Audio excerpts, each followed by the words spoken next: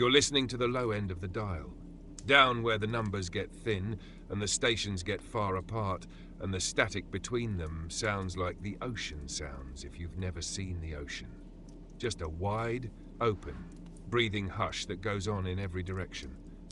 It's just past 1 in the morning, and the city outside this studio window has done what cities do at this hour. It's let go.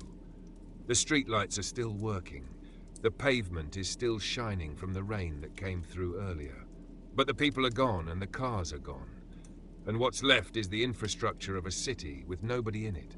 The lights, the signals, the signs, all of them doing their jobs for an audience of empty sidewalks and parked cars, and one man in a studio with a microphone and a cold cup of coffee and a long night ahead of him.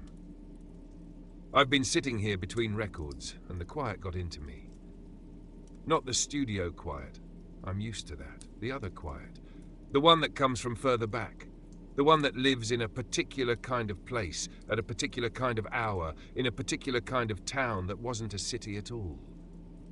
That was small. That was the kind of place where the streetlights coming on in the evening was an event. Not a big event. Not something anyone mentioned or pointed to or remarked upon. But an event in the way that the first star is an event. Something that happens at the edge of your attention.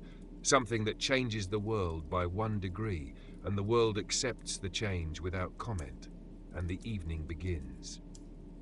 The streetlights. Let me start with the streetlights, because they were the first thing that told you the day was over and the night was starting, and in a small town, the night starting was something you could feel. The way you could feel the temperature drop at the end of a summer afternoon. Not all at once. Not dramatically, but gradually by degrees. The air cooling, and the light softening, and the sky doing that thing it does in a small town where the buildings are low, and the trees are tall, and the horizon is close. That thing where it turns from blue to something deeper, something with purple in it, something with smoke in it, something that is not yet dark, but is no longer day. The sky. I want to stay with the sky for a moment before the lights come on, because the sky in a small town at dusk was large, not just above you, around you. It came down to the rooftops, and then kept going, kept reaching, kept spreading past the edge of town, into the fields and the farms and the distance, and the colour in it was everywhere. And the colour was changing, minute by minute, shifting from the blue of afternoon through a gold that lasted only a few minutes. A gold that lit the upper windows of the buildings on Main Street and turned them into small, warm, glowing rectangles. And then the gold went to copper, and the copper went to rose, and the rose went to that deep, bruised purple that sits on the western horizon for a long time, holding on, refusing to leave. The last colour of the day pressing itself flat against the bottom of the sky like a child pressing its face against a window. And the streetlights would come on. Not all at once, that's the thing I remember. They didn't come on like someone flipping a switch. They came on 1 at a time, or 2 at a time, scattered along Main Street, each one finding its moment, each one flickering first. A hesitation, a stutter, a brief uncertainty, the lamp inside the glass globe warming up, the gas or the sodium or whatever it was gathering itself, deciding to glow, and then the light would catch, and the flickering would stop. And the lamp would settle into its steady amber burn, and the circle of light would appear on the pavement below, round and warm and defined, a pool of amber on the grey concrete, and the sidewalk that had been one continuous surface all day was now divided into zones, the lit and the unlit, the amber and the dark, the circles of warmth and the spaces between them. And the amber. I want to stay with the amber, because the light from those streetlights was not white. It was not the white of a kitchen light or a fluorescent tube or the sun. It was amber, the colour of honey held up to a candle, the colour of tea in a glass, the colour of the inside of a church when the afternoon sun comes through the stained glass and lands on the wooden pew, and the wood glows with a warmth that isn't heat but looks like heat, that looks like the wood itself is producing light. That amber.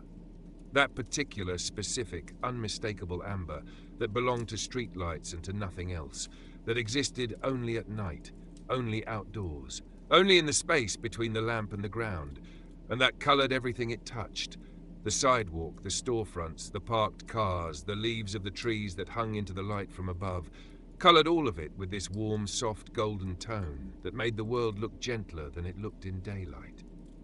Safer, slower, more like a painting than a photograph. And the hum. The streetlights hummed. Not all of them. Some were silent, or seemed silent, their sound too faint to hear over the crickets and the distance and the small noises of the town settling in. But some of them hummed. A low, electrical, continuous hum that came from the lamp itself, from the mechanism inside, from whatever process was turning electricity into that amber glow. And the hum was steady and patient and monotonous, in the way that all good nighttime sounds are monotonous, the way crickets are monotonous, the way a fan is monotonous, the way rain on a roof is monotonous. Not boring, continuous. The hum didn't change. The hum didn't build or fade or shift. It was the same hum at 9 o'clock that it would be at midnight, at 2, at 4. The same hum it had been last night and the night before and every night since the lamp was installed. And the constancy of it was the point. The constancy was the gift.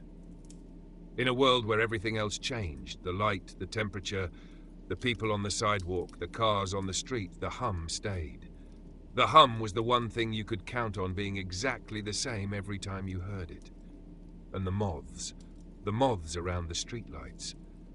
I want to stay here because the moths were part of the light, the way the hum was part of the light, inseparable, always there, a living part of the fixture. They circled. They orbited the globe in loose, erratic loops, each one following its own path, its own logic, its own incomprehensible attraction to the light, and their wings caught the amber glow and flashed, brief, pale, papery flashes, the wings opening and closing, reflecting the light and releasing it. And the moths made a sound too, if you stood close enough to the pole, if you stood directly under the lamp and looked up into the amber glow. A soft tapping, the sound of wings hitting the glass, small, irregular, intimate, the sound of something trying to get closer to something it can never reach. And the trying is gentle, and the failing is gentle, and the sound of it is barely a sound at all, more like the memory of a sound, more like the idea of a sound that you feel in your chest rather than hear in your ears. And the storefronts. As the streetlights came on, the storefronts went dark. Not all at once, the same way, one by one in their own time, each shop closing on its own schedule, each owner turning off the lights and locking the door and pulling down the shade or leaving the shade up, depending on the owner, depending on the store. But before the dark, the closing, the ritual of closing. Because closing a store on Main Street in a small town was not just turning off a light, it was a sequence, a routine worn smooth by repetition, the same steps in the same order every evening, the body doing what the body knew. The awning cranked in, that sound, that metallic, ratcheting, slow grinding of the handle turning and the canvas folding back against the building. And the sidewalk that had been in shade all afternoon was open to the sky now, open to the streetlight, open to the evening air. And the sandwich board on the sidewalk, the one that said open or sale or the name of the store in hand-painted letters, the board was picked up, folded, carried inside, and the sidewalk was clear, was plain, was just concrete again, unbothered, unclaimed. And the last cars, the last few cars that had been angle-parked along the curb, their chrome bumpers catching the amber as the streetlights warmed up, their windshields reflecting the darkening sky. Those cars pulled away, one by one, each one leaving a gap, a space, an empty rectangle of curb where a car had been. And the gaps multiplied as the evening went on until the entire block was gaps. The entire curb was open and the parking meters stood alone, nothing beside them, nothing to watch over, their little mechanical faces staring at empty space.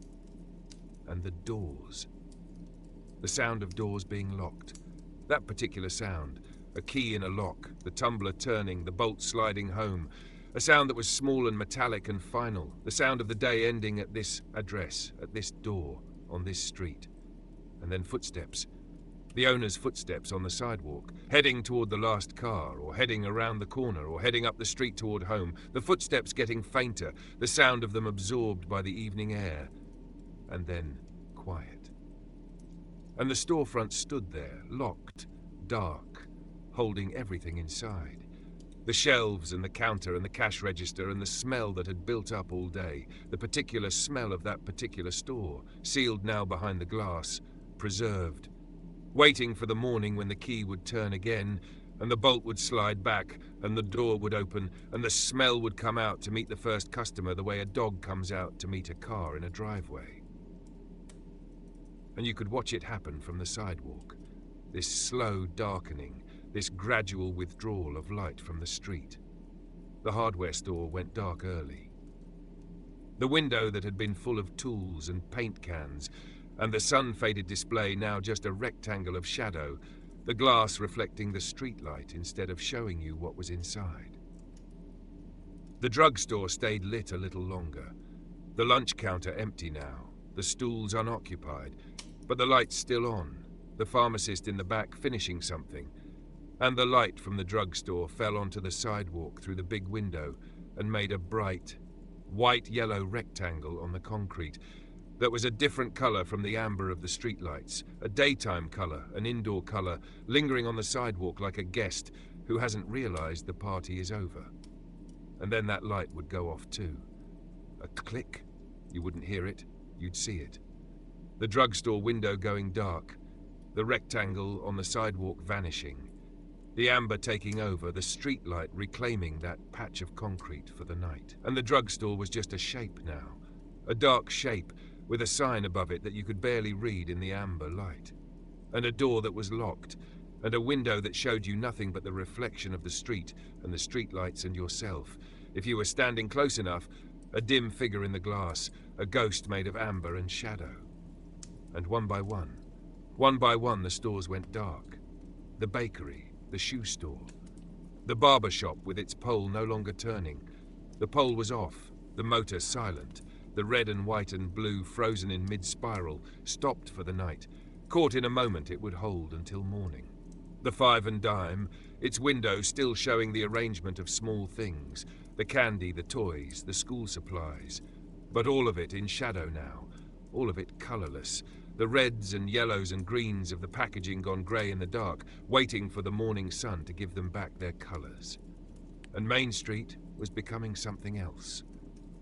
The daytime Main Street, the one with the cars angle parked along the curb, and the people on the sidewalk, and the awnings cranked out against the sun, and the doors opening and closing, and the bell above the hardware store door ringing each time someone walked in. That Main Street was gone. The nighttime Main Street was here.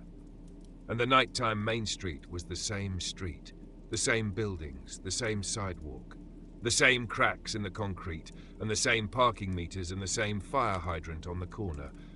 All of it the same, but changed. Changed by the amber, changed by the dark, changed by the absence of people and the presence of quiet. And the quiet was a presence, the quiet was a thing you could feel on your skin the way you could feel the temperature of the air. And the quiet said, the town is resting now. The town is done. The town has put its tools away and locked its doors and turned off its lights. And the only things still working are the street lights and the crickets and the traffic light at the intersection of Main and Elm, cycling through its colors, green, yellow, red, for nobody, for the empty intersection, for the principle of the thing, the traffic light. I'll come back to the traffic light. It deserves its own time, its own attention, its own slow examination, the way everything in this town deserves slow examination on a night like this, when there's no hurry, no schedule, no reason to move from one thing to the next any faster than the streetlights moved from flicker to glow. But for now, I want to stay with the street, with the amber, with the storefronts dark and the sidewalk empty and the parking meters standing in a row, their little red flags showing, expired, expired, expired, a row of tiny alarms that no one will answer until morning. And the benches, the wooden benches in front of the courthouse or the bank, where men sat in the afternoon and watched the street, where they leaned back and crossed their legs and talked about nothing, and the benches were empty now. And the wood of the benches was cool, cooled by the evening air, cooled by the absence of bodies, cooled by the slow release of the day's warmth, The same way the pavement was releasing its warmth. The same way the brick of the buildings was releasing its warmth. Everything in the town slowly, gently, reluctantly giving back the heat it had borrowed from the sun, returning it to the air, to the night, to the sky. And the smell.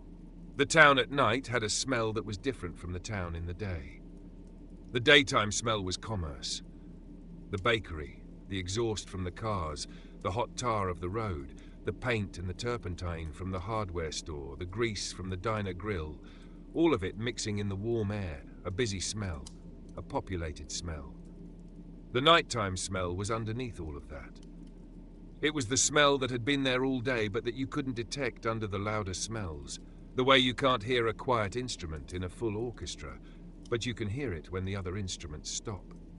The nighttime smell was the trees. The grass in the courthouse lawn, cut that morning, the clippings drying in the dark. The earth in the flower beds along the sidewalk, damp from the garden hose from the water that someone had sprayed on the petunias that afternoon. The brick of the buildings themselves, warm brick releasing its mineral, dusty, ancient smell into the cool air. And underneath all of that, the faintest smell of the fields. The fields that began where the town ended, 2 blocks or 3 blocks from Main Street, the fields of corn or wheat or clover, and their green, vegetal living smell drifted into town on the evening air the way the sound of the crickets drifted in, quietly, persistently, a reminder that the town was small and the land was large and the night belonged to both of them. The stars. In a small town, the stars were there. Not the way they are in the country, not the full, overwhelming, horizon-to-horizon sweep of a sky with no lights in it at all, but more than in a city, more than you'd see from a window in a tall building with our buildings around it. In a small town, the stars were there because the town was small enough and dim enough. Just the streetlights, just the few porch lights, just the traffic light, to let them through.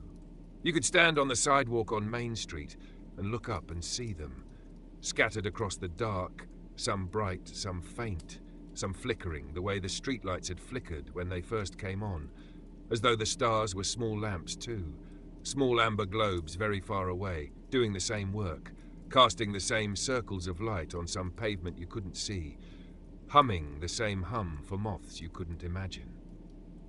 I'm sitting here in the studio, and the city outside the window is too bright for stars. Too many lights, too close together, too much amber of its own. But the town I'm remembering had stars. The town I'm remembering had a sky that went all the way down to the rooftops and then kept going, kept curving, kept reaching out over the fields and the farms and the dark land beyond the last streetlight. And the stars were in all of it. And the night was in all of it. And the town sat in the middle of it like a small boat in a wide, dark, quiet sea, its lights glowing, its streetlights humming, its storefronts dark, its sidewalks empty, its traffic lights cycling green and yellow and red for the empty intersection, and the parked cars and the night. I've got a record for you. Something amber. Something that glows without burning. Something that hums the way a streetlight hums, steady and low and patient, the same note all night long, the same warmth, the same circle of light on the same piece of ground, and the moths will come if they want to, and the dark will outside the circle if it wants to, and the light will go on doing what it does, which is simply this, being on, being there, being the one small, warm, steady thing in the middle of a wide, dark, quiet night. Here it comes, let it glow. That one took its time finding its way home, didn't it? The trumpet wandering through the changes like a man walking through a town he used to know, turning down streets that look familiar but not quite, finding his way by feel instead of memory, and the rhythm section just letting him go, just keeping the porch light on, and the trumpet would come back when it was ready, and it did, it always did. And the last note was the first note, and the song was a circle, and now we're back. Back in the studio, back in the quiet. It's past 1:30 now, maybe closer to 2. I've stopped looking at the clock on the wall, because the clock is doing its thing, and I'm doing mine, and we don't need to agree on anything tonight. The coffee is cold, the board is humming. The city outside the glass is holding its breath the way it does at this hour, and I'm still in the town. the small town. The one with the streetlights coming on one at a time and the storefronts going dark and the amber on the pavement and the moths and the hum. I'm still there.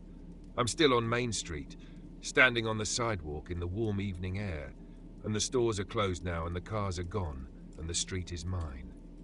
The street belongs to whoever is still out at this hour, which is almost no one, which is just about the right number of people for a night like this.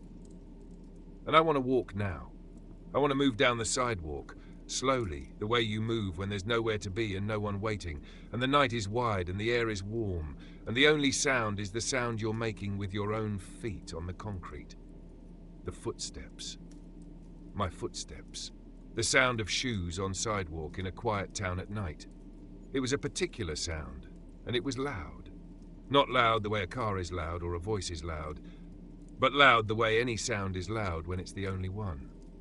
In the daytime, you couldn't hear your own footsteps on this sidewalk.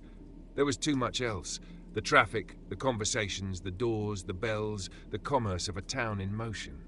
But at night, with all of that gone, the footsteps were there. They were present. They were the thing.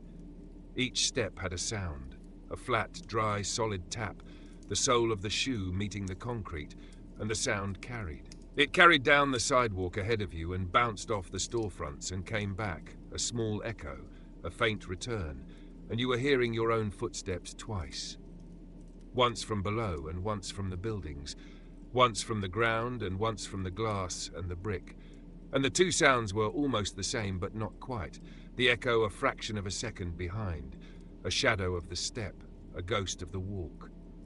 And the rhythm of walking. One foot and then the other, and each step the same distance from the last. And the rhythm was steady, was even, was the kind of rhythm that the body produces without thinking, the way the heart produces its rhythm, the way breathing produces its rhythm, and the footsteps joined the other rhythms of the night. The hum of the streetlights, the pulse of the crickets, the slow cycling of the traffic light. And they were all going at different speeds, all measuring the night in different intervals, and none of them matched. And the not matching was its own kind of music, a loose, layered, accidental composition that no one had written and no one was conducting and no one was listening to, except me, walking down the sidewalk, being the percussion section in a symphony that didn't know it was a symphony. The sidewalk itself. I want to stay with the sidewalk under my feet, because the sidewalk at night was different from the sidewalk in the day, even though it was the same concrete. The same cracks, the same seams where the squares met, the same small imperfections that you knew by heart if you'd walked this street enough times. At night, the sidewalk was a path. In the daytime, it was a surface, a platform, a public space shared by everyone. But at night, it was a path, your path, and it unrolled in front of you square by square, each section lit or unlit depending on where the streetlights fell. And you walked through the amber circles and into the dark between them, and into the next circle and into the next dark. And the alternation was steady, was rhythmic, like walking through rooms in a house, one lit, one dark, one lit, one dark. Each transition soft, each boundary invisible, the light fading into the dark and the dark fading into the light, and neither one sharp, neither one sudden, just a gradual warming and a gradual cooling as you moved along the street. And the cracks in the sidewalk were visible in the amber light, dark lines on the grey concrete, and some of them were thin, just hairlines, and some were wide enough that grass grew in them. Small tufts of grass, dark green in the daytime but black now, black and alive, pushing up through the concrete the way they always pushed, patient and persistent and unaware that they were growing in a sidewalk, unaware that the sidewalk was a thing that didn't want them there. And the grass in the cracks smelled like the grass in the courthouse lawn, like the grass in the fields at the edge of town, a small, green, insistent smell that said, the earth is here, under the concrete, under the pavement, under the town, and it will keep sending things up, keep pushing things through, keep reminding you that this town is sitting on the surface of something alive. And the things you passed. Walking the sidewalk at night, you passed things you never noticed in the day. A drain pipe at the corner of a building, running from the gutter to the ground, made of tin or copper, and the tin had a sound. The last of the afternoon's rainwater still trickling down inside it, a hollow metallic intermipping that came from inside the pipe, invisible, private, a conversation the building was having with the ground. And a cat. A cat sitting on the sill of the darkened bakery window, on the inside, just a shape, two eyes catching the streetlight and throwing it back at you, two small green-gold points in the dark glass, watching you pass, watching you the way the town watched you at this hour, without interest, without alarm, just noting your presence the way you'd note a leaf drifting past a window. And a bicycle. A bicycle leaned against a lamppost, forgotten or parked, its chrome handlebars catching the amber, its tires soft on the concrete, its chain hanging loose, and the bicycle was waiting too. Waiting, the way everything in this town was waiting, not for anything specific. Just waiting, just being still, just occupying its place in the night. The traffic light. Here it is. I said I'd come back to it, and here I am. The traffic light at the intersection of Main and whatever the other street was. The other street. The one that crossed Main at the center of town. The one with the bank on one corner, and the courthouse on another, and the gas station on the third, and the empty lot on the fourth. The lot where they tore down the old hotel years ago and never built anything in its place. And the lot was just dirt and weeds, and a chain-link fence that someone had put up and then forgotten about. The traffic light hung from a wire, not from a pole, from a wire, a cable strung from one side of the intersection to the other, corner to corner, and the light hung from the center of the wire, swaying slightly when the wind blew, which it wasn't blowing now. So the light was still, hanging in the middle of the intersection like a lantern hung from the ceiling of a room, and it cycled. Green, yellow, red. Green, yellow, red. The same sequence, the same timing, the same patient rotation it had been making all day, all evening, all night, and would go on making until morning, until the first car appeared and the colors became instructions again instead of just colors. And the colors on the pavement.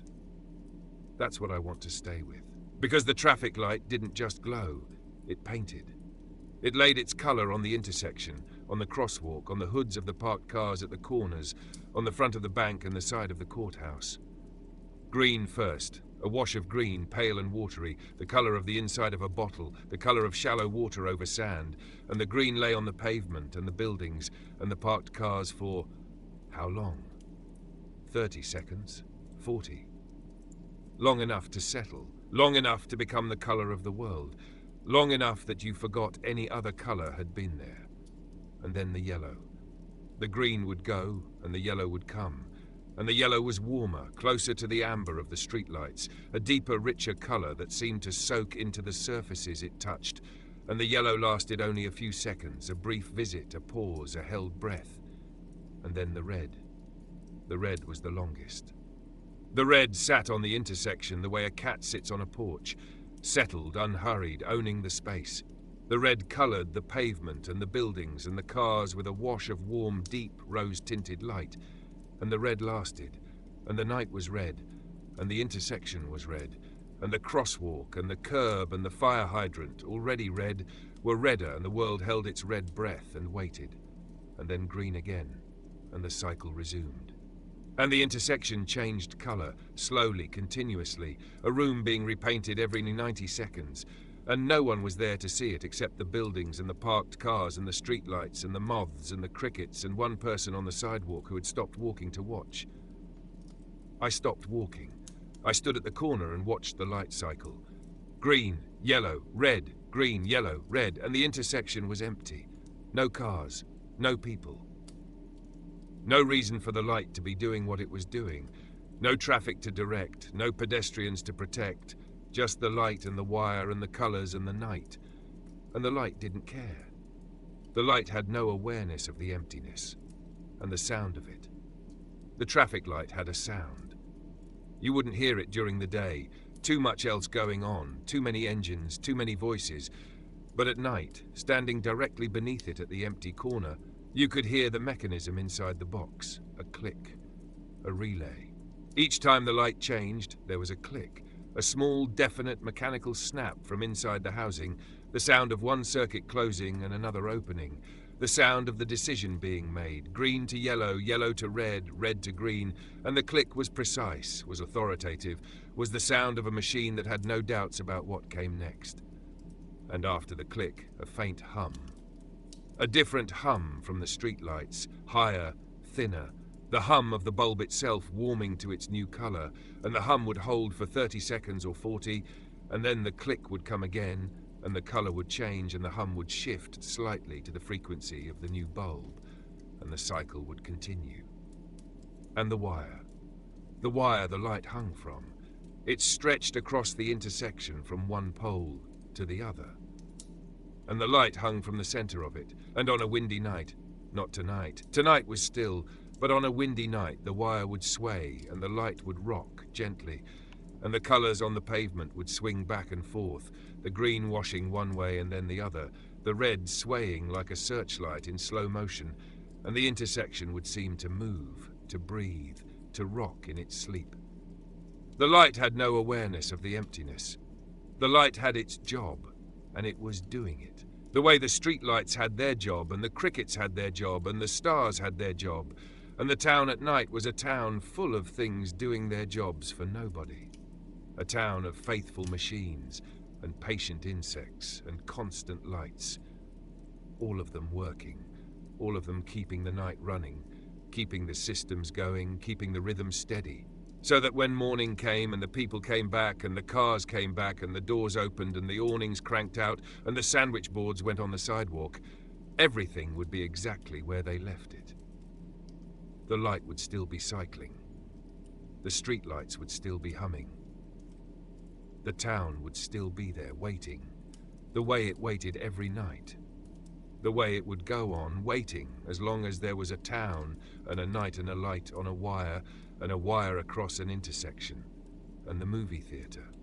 This is the thing I've been circling. The thing that surfaced while I was standing at the corner watching the light change. Because across the intersection, on the far side, past the bank, there was a building. A building I hadn't thought about in a while, but that was there, that was part of the intersection, part of the view from this corner. Someone told me, I think it was at the diner, or maybe I read it somewhere, that the old movie theatre, the one on the far end of the block, the one with the wide glass doors and the terrazzo floor in the lobby and the marquee out front, they closed it sometime last year, maybe the year before. And they left the marquee up. That's the thing, they left it there. The big rectangular sign extending out over the sidewalk with the black letters on the whiteboard. The last title still spelled out in those plastic letters that someone had pushed into the grooves, one letter at a time, standing on a ladder, reaching up. And the title was still there. The name of the last film that played in the last week that the theatre was open. And nobody had climbed the ladder to take the letters down, and the marquee just hung there, over the sidewalk, holding the name of something nobody went to see. In letters that were beginning to fade, the black going grey, the white going yellow, the plastic warping slightly in the sun. And the glass of the ticket booth. The small booth in front, between the doors, where the woman sat behind the curved glass and the tickets came through the slot. And the glass was still there. And it caught the streetlight, the amber, and held it, and the booth was empty. And the light inside was off, and the glass reflected the street the way all the dark windows on Main Street reflected the street, showing you the amber and the parked cars and the empty sidewalk and yourself, if you were close enough, a dim shape in the curved glass of a booth where nobody sat. And the terrazzo floor inside. I can see it through the doors, or I think I can, or I remember being able to, that speckled, polished, hard floor that was cool underfoot, that had small chips of coloured stone in it, red and green and white and grey, set in a matrix of darker stone and polished to a shine, and the shine caught the light from the lobby fixtures which were off now, which had been off for a year. And the terrazzo was dark, but it was still there, still polished, still holding the footsteps of everyone who ever walked across it to buy popcorn. And the popcorn machine was still there too, probably behind the counter, the glass case with its warming bulb off, the yellow interior dark, And the smell. The smell of popcorn must still be in the walls, in the fabric of the seats, in the curtain across the screen, soaked in deep, the way the sawdust smell was soaked into the hardware store floor. A smell that would outlast the building itself, that would be there long after the seats were taken out and the screen was taken down and the projector was sold. And the marquee above me, holding its last title in fading letters over the empty sidewalk, and the traffic light at the corner still cycling, green and yellow and red, painting the marquee with its colours in turn, green letters, yellow letters, red letters, the same colours on the same letters, over and over all night, for no one. But that's not what I came to this corner for. I came for the light. I came for the colours on the pavement. I came for the patience of a machine that doesn't know the intersection is empty, that just does what it does, green and yellow and red, the way the clock on the studio wall does what it does, tick and tick and tick, measuring the night whether anyone's counting or not. And I'm standing here and the air is warm, and the crickets are going, and the streetlight above me is humming its one note, and the moths are circling, and the traffic light is cycling, and the town is asleep. And the marquee across the intersection is holding its fading title in the dark, and the ticket booth glass is catching the amber, and everything is still. Everything is exactly where it was an hour ago. Everything will be exactly where it is an hour from now. That's the gift of a small town at night. Nothing moves, nothing changes, nothing is asked of you. The town just sits in its amber light and its cricket sound and its warm air, and you stand at the corner and the light changes, and the colours wash over you, green on your shirt, yellow on your hands, red on your face, and you are painted by the intersection. You are coloured by the night. You are part of the town, the way the parked cars are part of the town, and the benches are part of the town, and the fire hydrant on the corner is part of the town. Just another still, quiet, faithful thing, standing in its place, doing its job, which is nothing, which is being here, which is enough. And the sidewalk stretches out ahead of me, square by square, lit and dark and lit and dark, and I could walk it forever. I could walk this sidewalk all night and never reach the end of it, because the end of it is where the town ends and the fields begin, and the fields go on and the dark goes on and the night goes on, and there is no hurry and there is no destination, and the walking is the thing, the footsteps are the thing, the sound of one pair of shoes on one sidewalk in one small town on one warm night is the only thing that needs to happen right now. I've got a record for you. Something that cycles. Something that goes green and yellow and red, green and yellow and red, the same three changes, the same three colours, over and over, patient and faithful, painting the night with its steady rotation. Something you can watch from the corner with your hands in your pockets and your feet on the warm concrete and nowhere to be and no one to be there for. And the whole night spread out in front of you like a sidewalk that goes on and on and on. Here it comes. Let it cycle. That one had distance in it.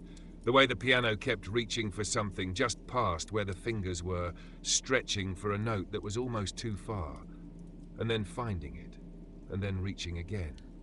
I like music that sounds like it's going somewhere. It can almost see but hasn't arrived at yet. That's what walking at night feels like. That's what the edge of a town feels like when the sidewalk starts to thin and the streetlights start to space themselves further apart and the dark gets wider between them. It's well past 2 now. Deep water. The city outside the studio is at its most itself. No performance, no presentation. Just the machinery of the night ticking along, the streetlights and the signals and the hum of the building and the rain that hasn't come back but left its shine on the pavement as a souvenir. And I'm still walking.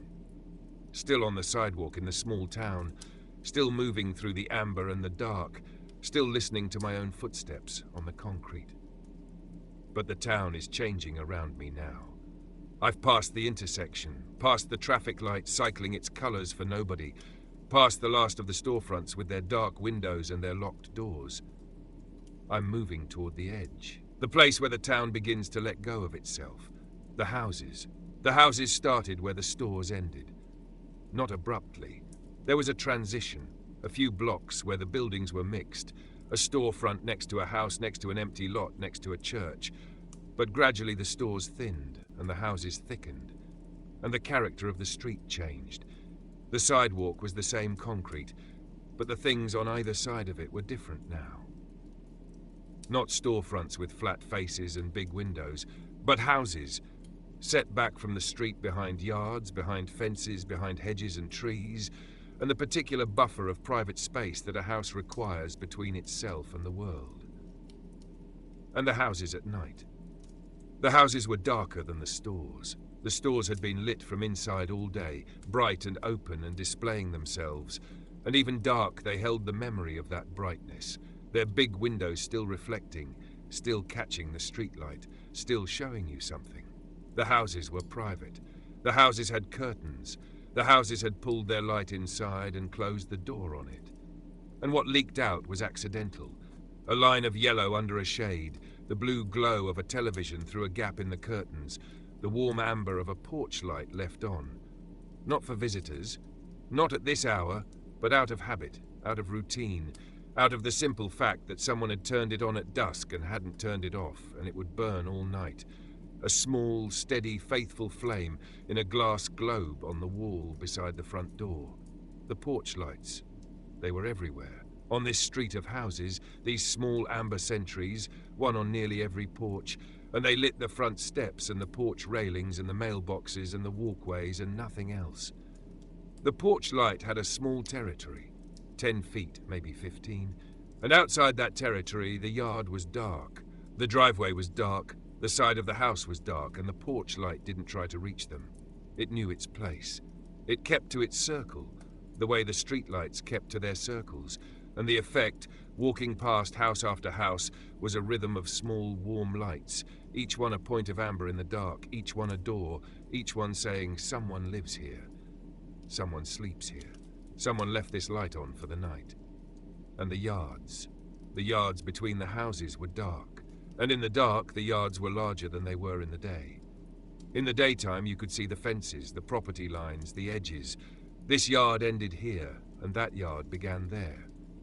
At night, the fences were invisible, or nearly, just a suggestion of a line, a slightly darker darkness where the boards stood, and the yards merged, flowed into each other, became one continuous dark surface of grass and shadow that ran along both sides of the street, interrupted only by the driveways and the walkways and the small, bright circles of the porch lights. The yards at night were not separate. The yards at night were a single shared breathing lawn that the whole street slept on, and the trees. The trees along the street were large elms or oaks or maples planted decades ago, their trunks thick, their branches reaching over the street and touching, forming a canopy, a ceiling of leaves that in the daytime filtered the sun into coins and patches, and in the nighttime blocked the stars and held the dark close to the ground, held it between the houses, held it over the street like a blanket pulled up to the chin. And the leaves moved. Not much. The air was still tonight.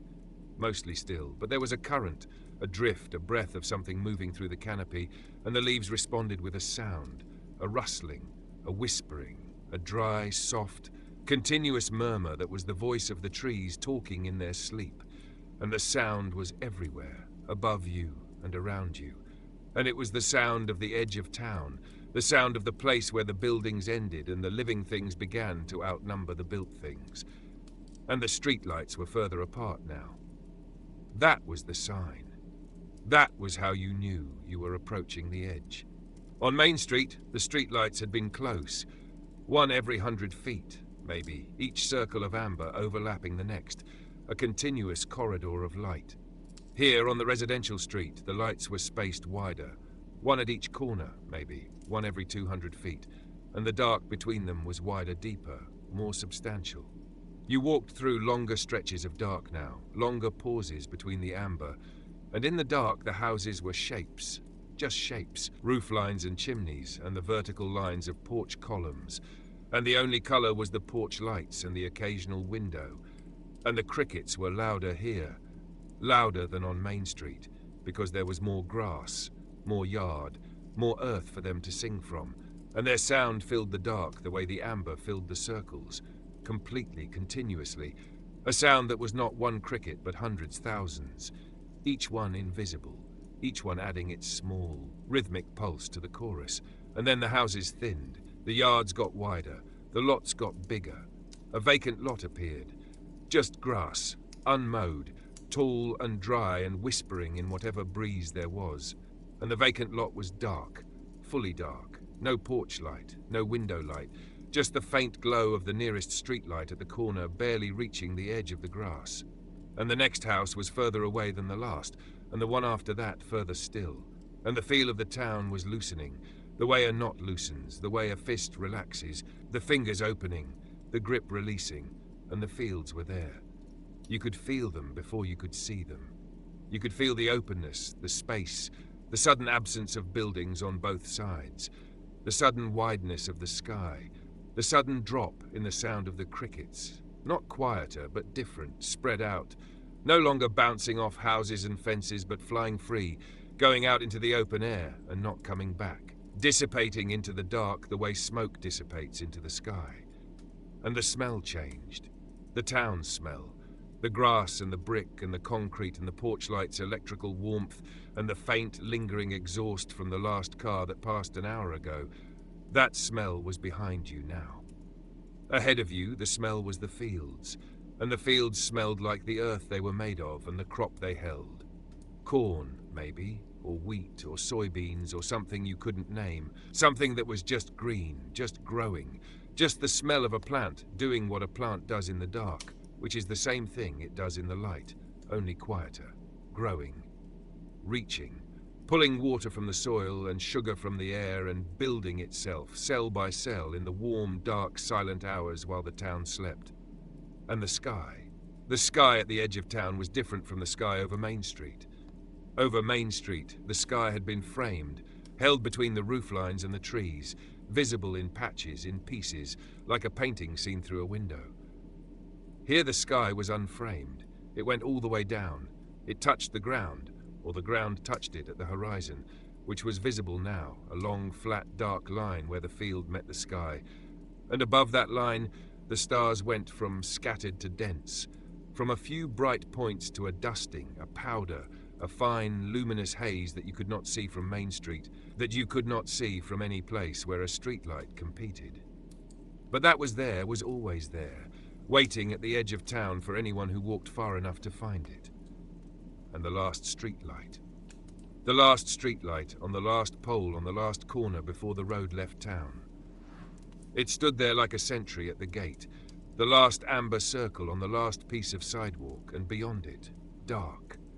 Not the dark between streetlights, not the dark that you walk through knowing another amber circle is ahead. The real dark. The field dark. The dark that goes on for miles and has no circles in it and no hum and no moths, just the stars and the crickets and the smell of whatever is growing and the sound of whatever is living in the grass and the hedgerows and the ditches, the small, unseen, unhurried life of the land at night. The railroad tracks. The railroad tracks were here at the edge, where the last house ended and the fields began. A crossing. The road, no longer Main Street, no longer named, just a road. A two-lane road heading out into the dark. The road crossed the tracks, and the crossing had its own furniture. The crossbuck sign, the X-shaped sign on a wooden post, white with black letters, railroad crossing.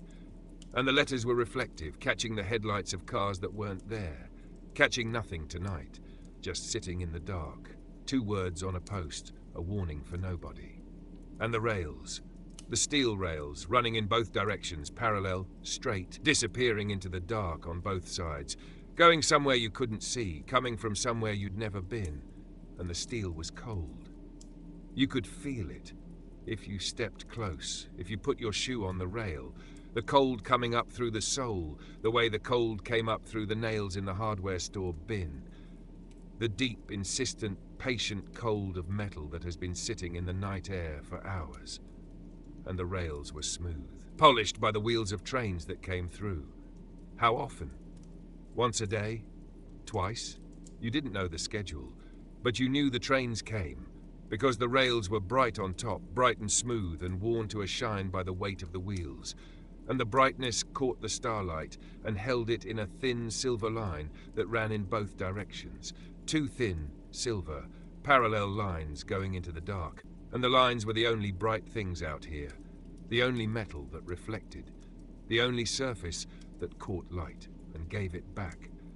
And they pointed both ways, toward the next town, and the town after that, and the city beyond that, and toward the other direction, the other next town, the other distance, and you stood between the two directions, at the crossing, at the X, and the night was equal on both sides, and the dark was equal on both sides, and the rails went on. And if you knelt down, if you put your ear to the rail, the way boys in stories put their ears to rails, you could hear something, or you imagined you could. A hum, not the streetlights hum, not the traffic lights hum, a deeper hum, a metal hum. The hum of a long piece of steel connected to another long piece of steel connected to another, miles and miles of connected steel, all of it vibrating at some frequency too low to truly hear, but present, felt. The way the bass note of a church organ is felt more than heard, and the hum said, something is coming, or something went by, or something is out there, far away, on these rails in the dark, moving. And the gravel. The railroad bed was gravel, crushed stone, grey and loose and uneven, and it crunched under your feet if you stepped on it, a sound entirely different from the flat tap of shoes on concrete, a rough, grinding, shifting sound. The sound of many small stones being displaced by one foot and falling back into place, finding their angle, their rest, their stillness, until the next foot came and displaced them again, and the gravel smelled like dust and iron and the particular mineral smell of crushed stone, a smell that was the underside of the earth, the inside of the earth opened up and broken and laid flat for trains to ride on. And the water tower, beyond the tracks, past the last street light, standing in the field, or on the edge of the field, on a small rise, a slight hill that might have been natural, or might have been built up for the purpose, the water tower stood, tall and round and still, on its four steel legs, like a great patient animal watching over the town from behind, from the edge, from the place where the town ended and the sky began. The shape of it. I want to stay with the shape, because the water tower was the tallest thing in town, taller than the church steeple, taller than the courthouse, taller than the elms, and at night it was a silhouette, a dark, round, leggy shape against the sky, which at this hour was not black but a deep, dark blue, the blue of very late night, the blue that has stars in it, and the water tower sat against that blue like a cutout, a shadow puppet, a shape that you knew was solid and heavy and full of water, but that looked, against the sky, like something weightless, something floating, something that might drift away if the wind came up. And the name of the town was painted on the side of the tank. You couldn't read it at night, not from here, not from the tracks, but you knew it was there. You'd seen it in the daylight 1,000 times, the letters painted in a dark color on the lighter surface of the tank, the name of the town spelled out in block letters, large enough to read from the highway, large enough to see from a passing car, a passing train, a passing plane, and the name was a claim. The name said, "This is us. This is our town. This is where we are, and we are important enough to put our name on the tallest thing we have, the way a child writes his name on the inside cover of a book." And the painting. Someone told me, I think it was at the diner, or maybe I overheard it at the gas station, that they repainted the water tower 2 summers ago. A crew came with scaffolding and ladders and buckets and brushes, and they built a structure around the tank, a cage of metal poles and wooden planks, and the scaffolding stayed up for 3 weeks while the crew scraped and primed and painted, and the paint smell, that sharp, chemical, clean smell of industrial paint, carried into town on warm days, drifting down from the tower on the breeze, mixing with the smell of the fields and the grass and the hot road, and you could smell the water tower being born again, being made new, being given a fresh surface for the weather to work on for the next 10 or 15 years. And the color. The new paint was lighter than the old paint. The old paint had been, I want to say, grey or silver, a dull metallic colour that had faded and chalked in the sun until it was almost white, almost the colour of the sky on an overcast day, and the tower disappeared against it, became invisible against the clouds. But the new paint was a different shade, a cleaner silver, a brighter grey. And for a few weeks after the painting was done, the tower looked new. It looked startled. It looked like a thing that had been sleeping for years and had been woken up and scrubbed and dressed and told to stand up straight.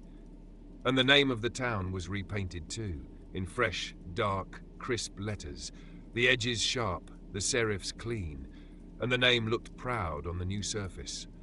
The way a name looks on a new mailbox, on a fresh headstone, on anything that has just been made or remade and hasn't had time yet to weather, to age, to settle into the landscape and become invisible again. And the scaffolding came down and the crew left, and the tower stood there in its new paint, and the sun went to work on it immediately, and the rain went to work on it, and the wind went to work on it, and the tower began its slow return to what it had been, weathered, faded, patient, part of the town, part of the sky, part of the edge where the buildings ended and the fields began. And the night was wide and the stars were close, and the crickets sang from the grass at the base of the 4 steel legs that held the tank above the town like a cup held above a table, full and heavy and still. And I'm standing here at the tracks, looking at the tower against the sky. And the sky behind it is that deep, dark blue, and the stars are scattered through it, and the tower is a silhouette, a shape, a shadow with a name on it that I can't read but that I know. And the night is around me. The crickets and the gravel and the cold rails and the warm air and the smell of the fields, that green, living, growing smell that is the smell of the edge of every small town, the smell of the place where the human and the natural shake hands and agree to share the dark. I'm in the studio. The board is humming. The green lights are steady. And I'm standing at the edge of a town that exists only in the dark, only in the quiet, only in the space between one record and the next. And the water tower is there, and the tracks are there, and the fields are there, and the night is there, wide and dark and full of the small sounds of things growing and things singing and things waiting for the morning that will come, that always comes. But that hasn't come yet, and won't come yet, because it's not time. Because the night still has work to do, because the crickets haven't finished, because the stars haven't finished, because I haven't finished, and neither have you. I've got a record for you. Something that stands. Something that doesn't move, but that holds something inside it. Water, or warmth, or the memory of a name painted in fresh letters on a surface that was old and will be old again. Something tall and still and patient, standing at the edge of everything, watching over the town in the dark. Here it comes, let it stand. That one stood like the water tower, still and tall and full of something you couldn't see. The bass holding its one note, the drums just a whisper on the cymbal, and the saxophone moving through the dark above them, the way a searchlight moves through the dark. Slow, deliberate, finding things, lighting them for a moment, moving on. I could have listened to that one for an hour. I could have let it stand there all night, holding its note, doing its work, the way the tower stands and holds its water and does its work and asks nothing in return. It's past 3 now. Or close. The night has reached that place it reaches when it stops being late and starts being early, when the dark is no longer the dark after the day but the dark before the next one, and the difference is invisible but real, the way the difference between a tide going out and a tide coming in is invisible but real. Something has turned. Something has shifted. The night is still dark, but the dark is facing the other direction now, facing east, facing the place where the light will come from eventually, hours from now, when the morning begins and the town begins and the streetlights flicker off one by one the same way they flickered on. But not yet. Not yet. For now, the dark. For now, the walk back. I'm turning around, standing at the railroad tracks with the water tower behind me and the fields on both sides and the gravel under my feet, and I'm turning back toward the town, toward the streetlights, toward the amber. The last streetlight, the sentry, the one on the last pole on the last corner, is ahead of me now, a small warm amber point in the dark, and I'm walking toward it. And the gravel is giving way to road, and the road is giving way to sidewalk, and the sidewalk is taking me back into the town, back between the houses, back under the canopy of elms, back into the place where the crickets bounce off fences and the porch lights stand on their porches and the night is held between the roof lines instead of spread across the sky. The porch lights. I want to stay with the porch lights now. Because on the walk back in the deep of the night, the porch lights are the thing. They are the heartbeat of the sleeping town, each one a small, warm, amber globe, or a yellow bulb behind a glass shade, or a bare bulb in a socket beside the door, and each one lit, and each one doing the same thing, which is holding a small circle of light against the dark, a small territory of warmth on the front of a house where everyone inside is sleeping. And walking back into the town from the fields was like walking back into a house from the yard. The openness closed around you. The trees returned overhead, the elms and the oaks, their branches reaching across the street and lacing together, and the sky that had been wide and full of stars was suddenly parcelled, divided into patches, the leaves blocking the stars the way a roof blocks the rain, and the air felt closer, warmer, held. The sidewalk was under your feet again, not the road, not the gravel, but the concrete, the familiar, cracked, flat, solid concrete. And the streetlights were closer together again, and the amber circles were overlapping, and the dark between them was narrow, manageable, the dark of a town and not the dark of a field. And the houses were on both sides of you again, and the fences and the hedges and the mailboxes and the driveways and the whole ordered human-built world of the town was around you, and it was warm and it was close and it was enough.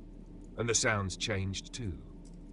The field sounds, the open crickets, the wind in the corn, the vast uncontained hush of the land. Those sounds were behind you now, replaced by the town sounds, the close sounds, the sounds that stayed near the ground and bounced off houses and came back to you, doubled. A sprinkler. Somewhere in the dark, on a lawn you couldn't see, a sprinkler was running. Left on, forgotten, turning its slow arc in the middle of the night, the water hissing against the grass in that rhythmic sweeping pattern, the sprinkler reaching the end of its arc and clicking back to the beginning, and the water smell. The wet grass smell, the smell of a lawn being watered in the dark, the water soaking into the warm earth, the earth releasing its mineral smell in return, a transaction, an exchange, happening on a lawn and in the middle of the night while the house beside it slept. And they were all slightly different. That's something you noticed when the town was quiet enough and you were walking slowly enough and there was nothing else to look at. Each porch light had its own colour, its own brightness, its own particular quality of glow. One was amber, true amber, the colour of the streetlights, the colour of honey. The next was yellower, warmer, more like butter, more like the light from a lamp with a shade. The next was dimmer, fading, the bulb old and going, giving less light than it used to, but still giving, still burning, still doing its small job with whatever wattage it had left. And the next was bright, too bright almost. A new bulb, a fresh bulb, and its circle was wider and sharper than its neighbours, and the moths were thicker here, drawn to the stronger light, circling in their erratic, devoted orbits. And the porch. Under each light, a porch. And each porch was a small stage, a small room without walls, a platform of painted wood between the front door and the steps, and on the porches were the things that porches hold. A chair, or two chairs, or a swing on chains, or a table with something on it that had been left out, a glass, a book, an ashtray. And these things were lit by the porch light, each one casting its small shadow on the porch floor. And the shadows didn't move because the light didn't move and the night didn't move. And the porch was a still life, a painting, a scene set and frozen and held in amber light for no audience except the night and the moths, and one person walking slowly past on the sidewalk. The swing. One porch had a swing, and the swing was empty, and the swing was still. The chains hung from the hooks in the ceiling, straight and motionless, and the seat of the swing, a wooden plank painted with armrests. The seat was at rest, at the bottom of its arc, at the 0 point, the neutral, the place where the swing goes when nobody is in it, and the wind is not blowing and the night is still. And the porch light lit the swing from above, and the shadow of the swing was on the porch floor directly below it. a dark copy, a twin. And the swing and its shadow were the same shape and the same stillness and the same patience, waiting for morning, waiting for the weight of a body, waiting for the push that would send it back and forth, creaking on its chains, and the creaking would be heard from the sidewalk, from the street, from the next porch over, and the creaking would join the sounds of the daytime town, the commerce and the conversation and the cars and the bells. But that was hours away. For now the swing was still, the chains were straight, the shadow was flat, the porch light burned, and the windows. Behind the porches, behind the front doors, the houses had windows, and the windows at this hour were mostly dark. Mostly, but not all. Here and there, a window glowed. The blue glow of a television. That particular blue, that cool, flickering electronic blue that was the color of late-night television, the color of the test pattern or the late movie or the snow that came after the station signed off. That buzzing, luminous, aimless blue that lit up the living room and pushed through the curtain and landed on the porch and the lawn in a pale, cold, shifting rectangle that was the opposite of the porch light's warm, steady amber. The television blue moved.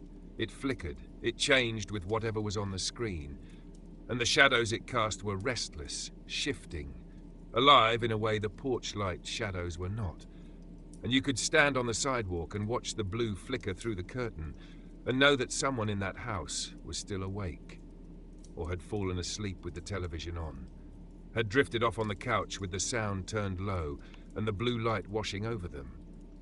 And the television was keeping its own kind of watch, its own kind of vigil, talking to an empty room in its quiet, flickering blue voice, and the sound of it. If the window was open, cracked even, just an inch, you could hear the television from the sidewalk. Not the words, not the program, just the murmur, the low, unintelligible, continuous murmur of a television speaking to no one.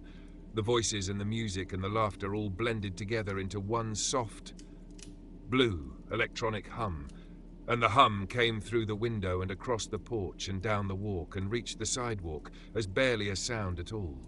More like a texture in the air, a warmth in the frequency, a presence that said, "A machine is awake in that house, keeping company with the dark, filling the room with its blue light and its quiet voice, while the person on the couch breathes slowly, and the clock on the wall ticks and the porch light burns outside the door.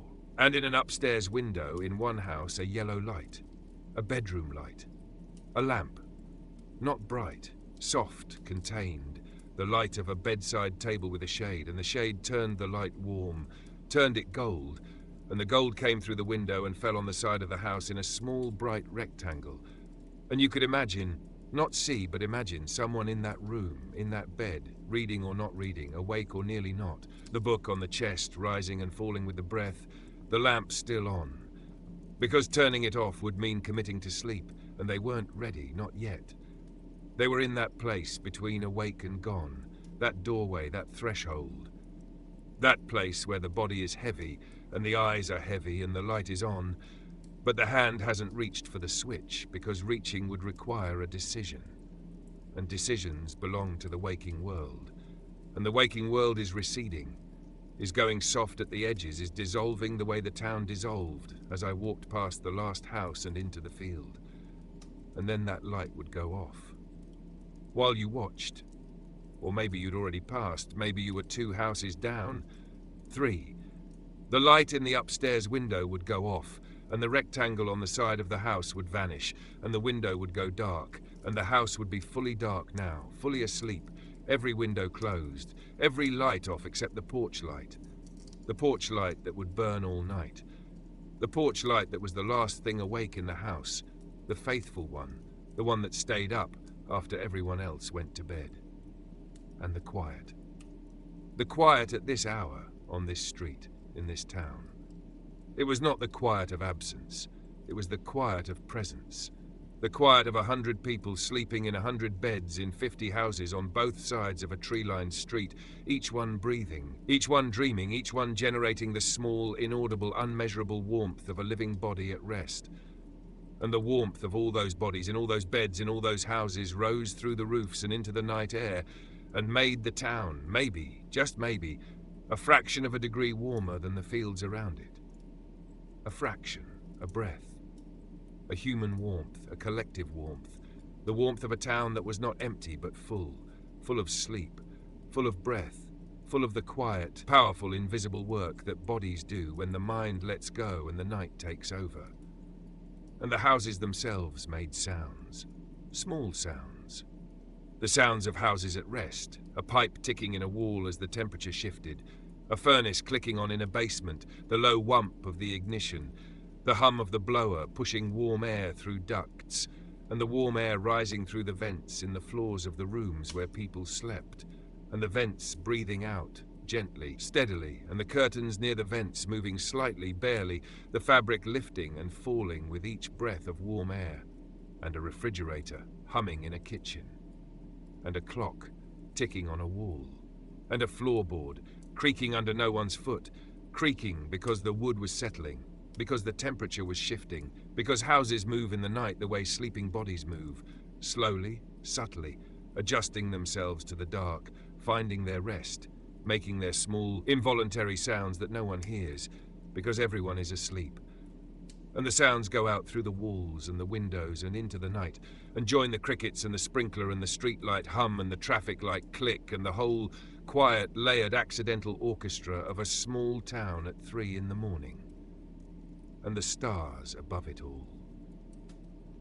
The stars above the roofs and the trees and the porch lights and the water tower and the fields and the tracks and the empty intersection where the traffic light was still cycling, still painting its colours on the pavement, green and yellow and red, for nobody, for the principle of the thing. The stars were there. They had been there all night. They would be there when the night ended and the light came and the stars faded. Not leaving, just becoming invisible. Still there, still burning, still doing their work behind the blue of the day, the way the crickets were still there behind the noise of the town, the way the fields were still there behind the buildings, the way the quiet was still there behind the sound, always there, always waiting, always holding its place. I'm back in the studio now. The walk is over. The town is behind me, behind the microphone, behind the records, behind the glass of the window where the city sits in its own amber light and its own late-night quiet. And the town I was walking through, the one with the streetlights and the storefronts and the traffic light and the porch lights and the water tower and the railroad tracks and the stars, that town is still there. It's always there. It sits in the dark the way all remembered places sit in the dark, waiting for someone to walk through it, waiting for a voice on a late-night radio to call it back, to name its streets, to describe its lights, to stand at its corners and listen to its crickets and watch its traffic light change colours for nobody. And you've been walking with me, or lying still and walking with me, which is the same thing, which is what the dark allows.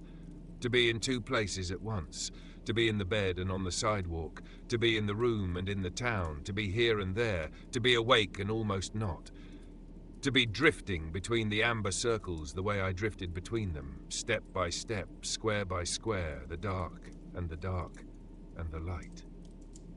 The porch light is still on.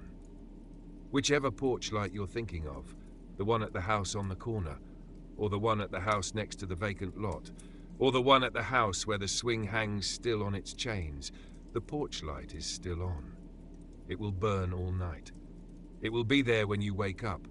It will be there when the morning comes and the streetlights go off and the stores open and the cars fill the curb and the awnings crank out and the sandwich boards go on the sidewalk and the town begins again.